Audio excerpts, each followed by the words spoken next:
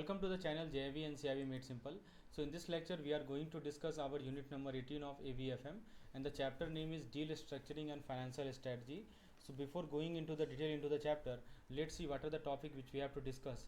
First topic is objective, introduction, negotiation, payment and legal consideration, tax and accounting consideration, tax relief and benefit in case of amalgamation in India, financial reporting of business combination, deal financing, and financing of cross-border acquisition in India.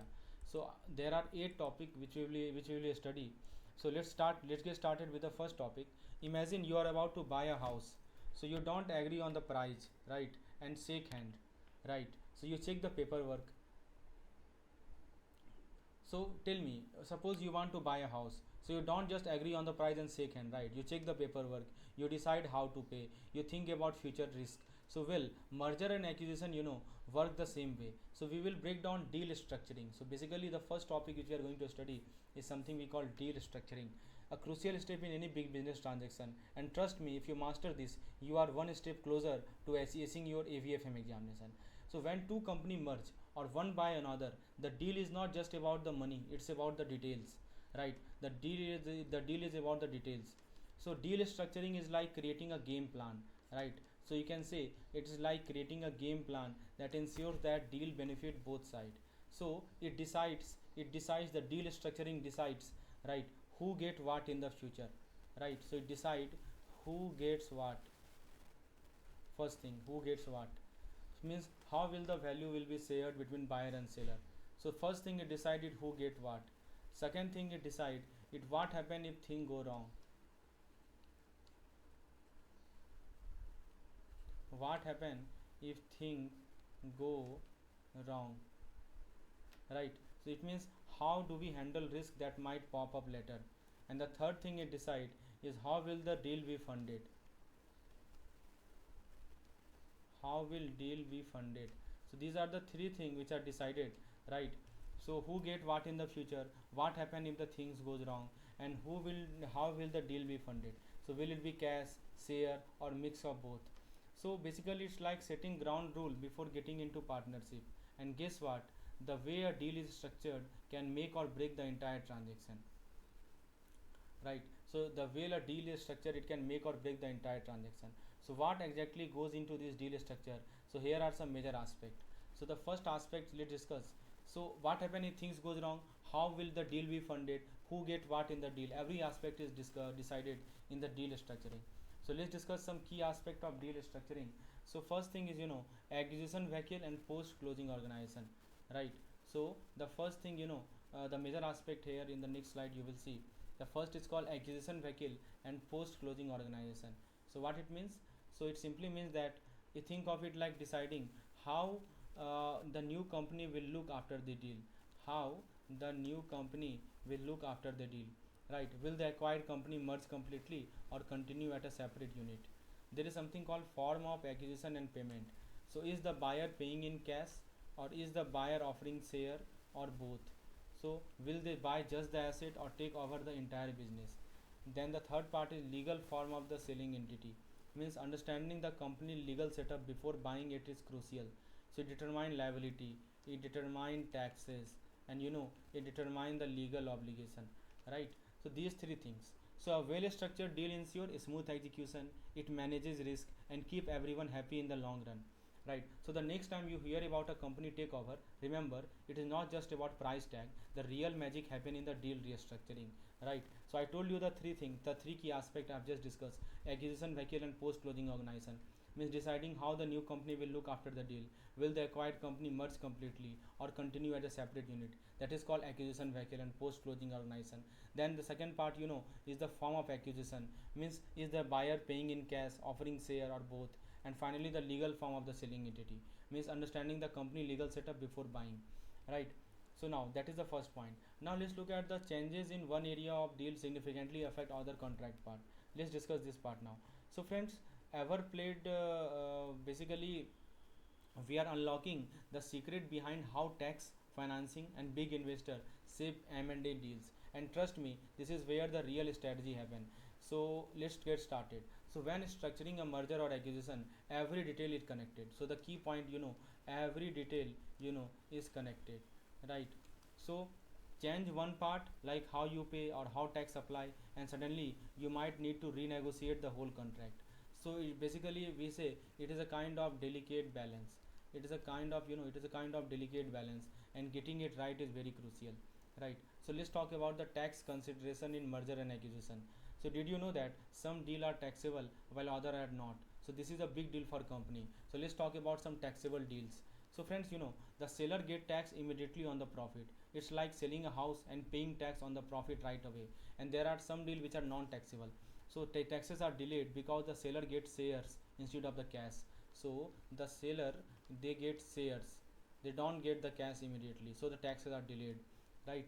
So think of it like swapping your house for another one instead of selling it outright. And here is the twist: government keep changing tax law, right? So the tax law is changed by the government most frequently. So new regulation like those on the corporate tax invasion, you might have seen corporate tax inversion, when company move overseas to pay less tax. What is the meaning of this corporate tax inversion? That a particular company move overseas, a particular company move overseas, right, to pay less tax, right? So it can completely reshape how deals are structured. Now let's discuss how this M&A, that is merger and acquisition, are get financed. So let's look at the financing aspect of it, right? So it get financed using something called cash payment. So from where the money comes from, right? From where the money comes from? So the money comes from cash payment, stock swap, or debt financing. So these are the three way from where the money comes from. Let me show you. Yes. So I think it is written here, right? So the money comes from stock payment, stock swap, cash payment, and debt financing. And low or even negative interest rate make borrowing cheap, encouraging more M&A deal. You can see this word, near zero or negative interest rate. So this near zero or negative interest rate, it make borrowing cheap. Obviously if interest rate is low, so borrowing will become cheap, and if borrowing will become cheap, it means more M&A deal will be there. So who jumps it to take advantage? So basically this private equity firm, hedge fund, right? They invest money and use their financial muscle to make deal happen. And money comes from cash payment. So if the company has enough cash, they might buy another company outright. Or money can come from a stock swap. So instead of paying cash, the buyer gives its own company share in exchange. Or the money come from debt financing, right? So which means taking loan to fund the acquisition, which is a common in the big deals. Now let's talk about something which is very important, which is called leverage buyout, LBO. So friends, let's talk about one of the most powerful tool. Imagine you want to buy a hotel but don't have enough money. So instead of paying from your pocket, you take a loan and use the hotel on earning to pay off that loan. That is exactly how LBO work. I told you already in the previous chapter. So basically instead of paying from your pocket, you take a loan and use the hotel on earning to pay off that loan. So but here is the trick: to make an LBO successful, company need a strong financing model. So what is required? A strong financing modeling is very much required to make the deal very. To make LBO successful, company need a strong financial modeling. As you can see, this word written here, financial modeling is required, right? So they analyze every detail, right? They analyze every detail. What kind of detail? Like what will be the value of a stock, right? What will be the value of asset? What will be the value of, what will be the future earning? So they analyze every kind of detail before making a move. One wrong step and the entire deal can collapse. So behind every acquisition, there is a hidden game of tax, financing, and investor strategy. Mastering this concept is very key for M&A success. Now let's look at some key points on negotiation and deal restructuring for M&A, that is merger and acquisition. So let's get started. So friends, that we are diving into the strategy behind M&A. So before jumping into the deal, company don't just wake up and decide to buy another company. It start with a clear plan. The first step is called a strategic decision, right? So the management first decide that acquiring another company will help them grow, right? So acquisition as a strategic action. So this is the first step, that they decide that acquiring another company will help them grow. Then we find the right target. This is the second step. Not every company is worth buying, so they carefully analyze financial, future potential, and the risk. And the step number 3, let's talk business. So if everything looks good, negotiation begin and deal start taking shape. So and here is where things get tricky. The structure of the deal can completely change how much risk and how much reward each side gets. So there is something called deal structuring process. making it work for both the side. Once the buyer and seller agree on the basics, they move to deal restructuring, right? So think of it like writing the rule book. Basically, you can think of it like writing the rule book that protect both sides and ensure a smooth transaction, right? So who is responsible for what? The agreement outline the right and duties of both the buyer and the seller, right? Now acquirer and the target, that's called buyer and the seller, simple word. How is the risk will be shared?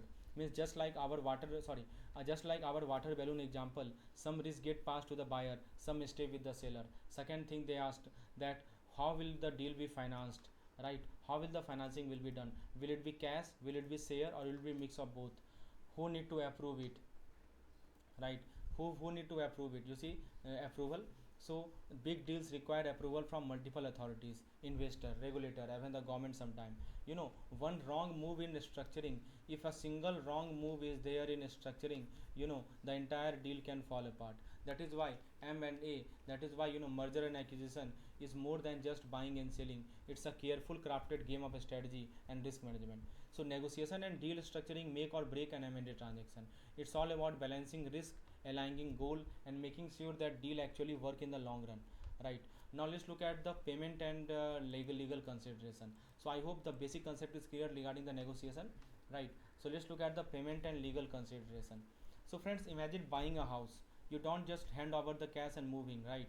So you decide how to pay, whether it is cash, loan, or part payment, who on what, and how thing will work after deal closes. Merger and acquisition work the same way. Today we will simplify how company pay for acquisition and the legal factor, how what legal factor matter the most. In M&A deal, the buyer does not always pay just cash. They have multiple payment option, right? So you can see some multiple payment option is given. So sometimes it can be cash, means quick and simple but expensive. The buyer must have enough liquidity. Sometimes it may be a stock. The seller gets share in the new company instead of cash. So common stock, so there is a less upfront cost. So in this case, upfront cost decreases, upfront cost become less, right? So but ownership get diluted.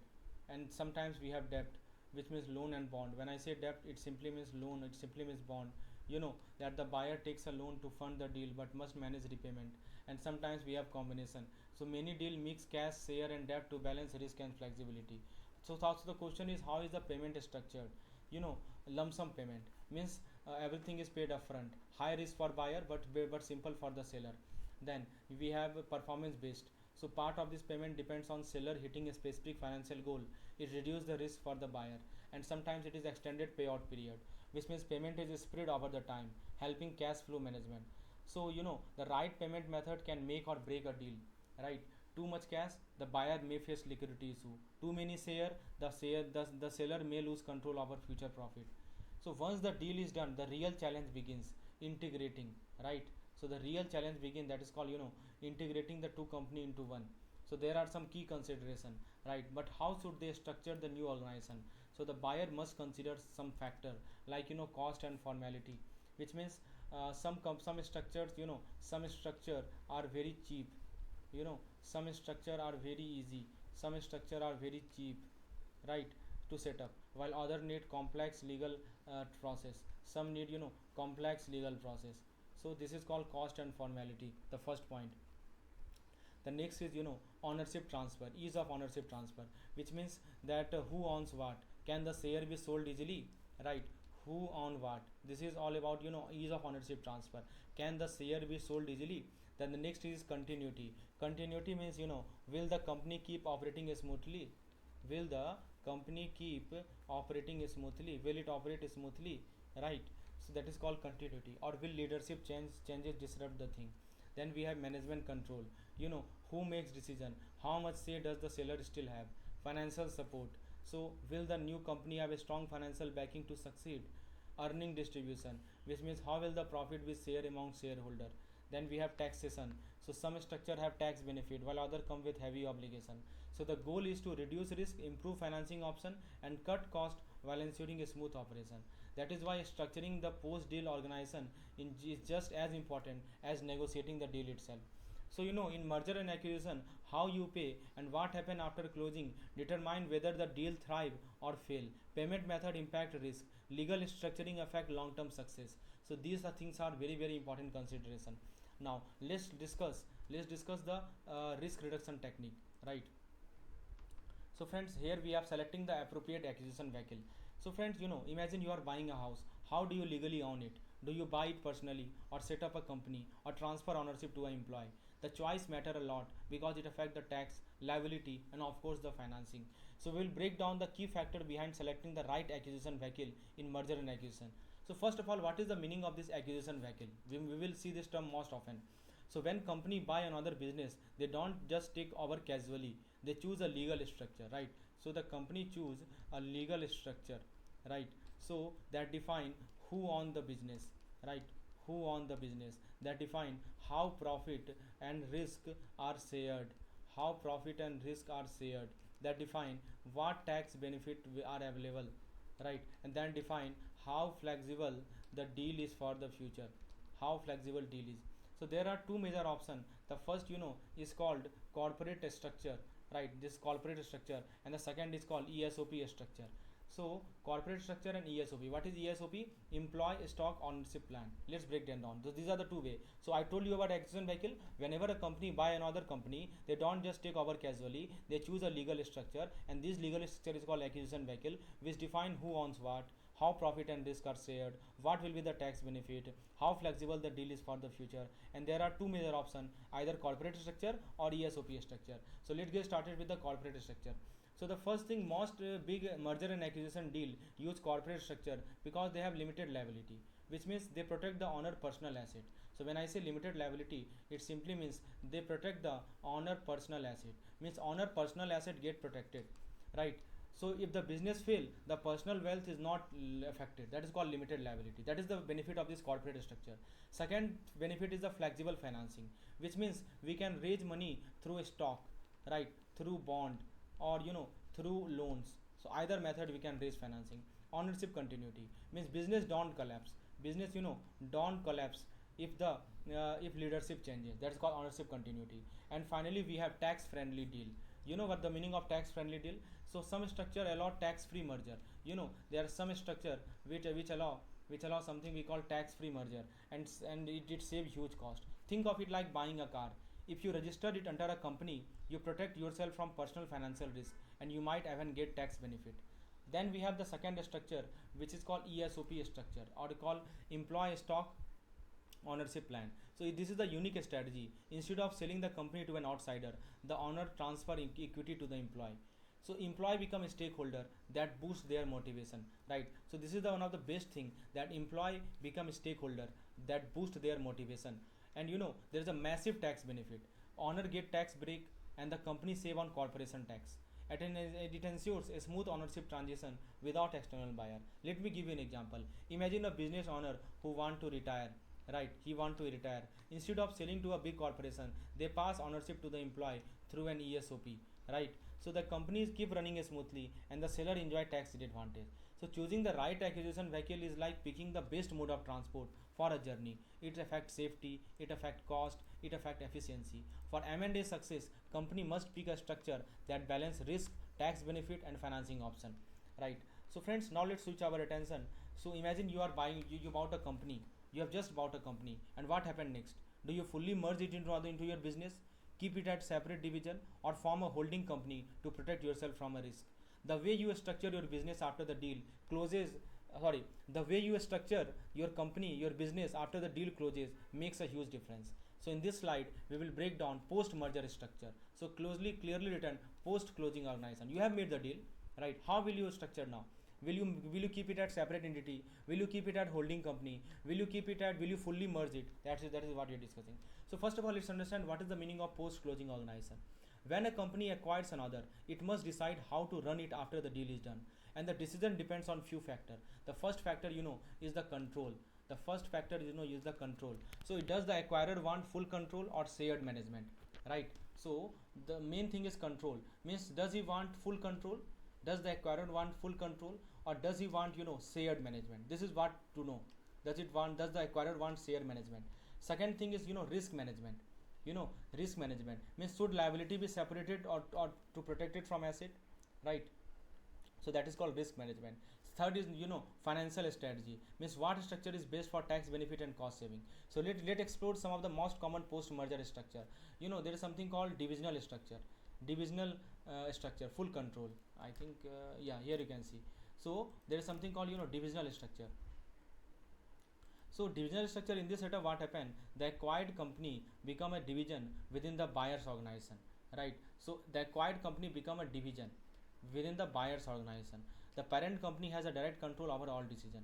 So it is based for those company which is looking for immediate integration.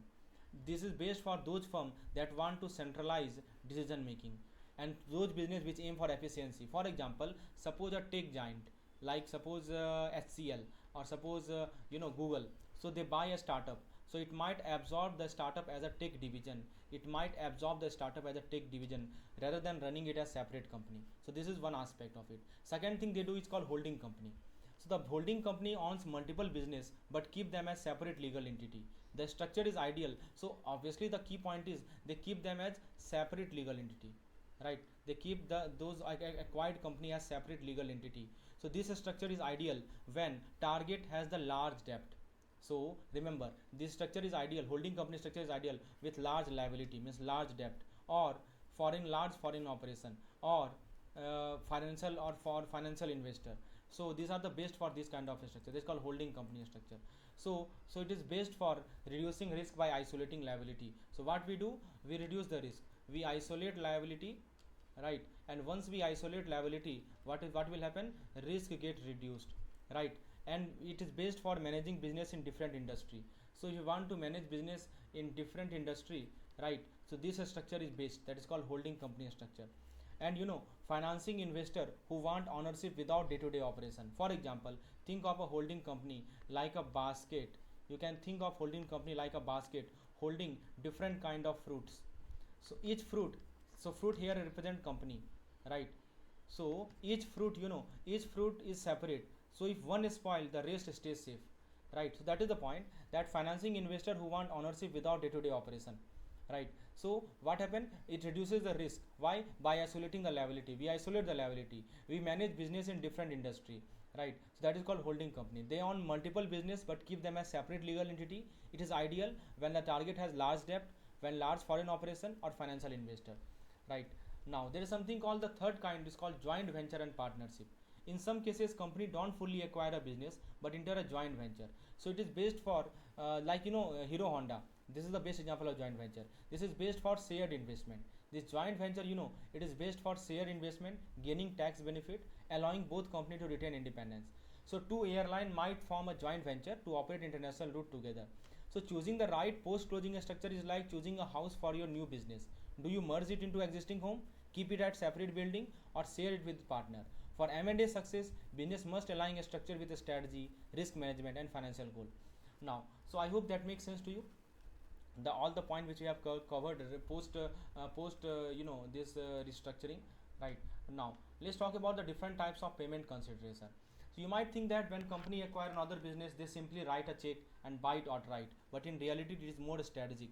Did you know that some company prefer to use cash while other choose a stock or a mix of both, and the way they can pay can impact ownership, control, and event taxes. So in this slide we will break down the different payment method in merger and acquisition, so it will help you in for examination. The first technique is called cash payment. You know that cash is the simplest way to buy a company, but not every deal is done in cash. So company prefer cash payment if the following condition help: if they have high credit rating, right, and they can borrow money at low interest rate. So those company which borrow money at low interest, which have significant borrowing capacity, means they can borrow money at low interest rate. For them, cash is the best tool. Or if their own stock price is undervalued, suppose their own stock price is undervalued, right, they can go for cash payment.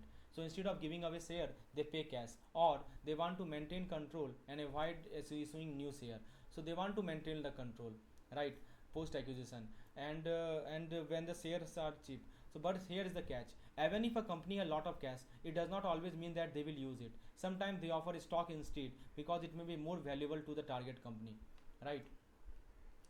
So this is one technique I told you. So target may prefer acquired stock due to its perceived value. That is the point I am telling you. Most of the time, even if they have larger cash holding, but they may offer stock rather than cash offer, right? Because it is more valuable to the target company. Now the second thing is stock payment, right? So instead of paying in cash, the acquiring company can offer it on stock, on share to the target company shareholder. So there are two things. The one is the acquiring company who is acquiring it.